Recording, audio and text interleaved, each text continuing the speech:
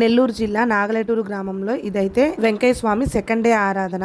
మా వాళ్ళు క్రియేటివిటీ అంతా ఇంత కాదు, హెలికాప్టర్ అయితే చెట్నెక్కిచ్చేసారు. ఇక ఆటో దిగంగానే డైరెక్ట్ గా గుళ్ళోకి అయితే వెళ్ళిపోయాము. నిన్నటితో పోలిస్తే ఈ రోజు వెంకయ్య స్వామిని బాగా డెకరేట్ చేస్తున్నారు. ఎందుకంటే ఈ రోజు తెల్లవారుజామున స్వామి ఊర్లోకి వస్తాడు. ఇక వెంకయ్య స్వామికి టెంకాయ కొట్టుకొని అర్చన అయితే చేయించుకున్నాము.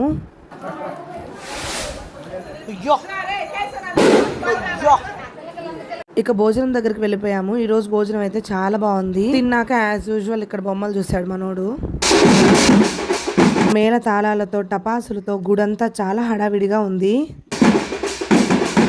ఈవినింగ్ 6 నుంచి అలంకరణ అయితే స్టార్ట్ చేశారు.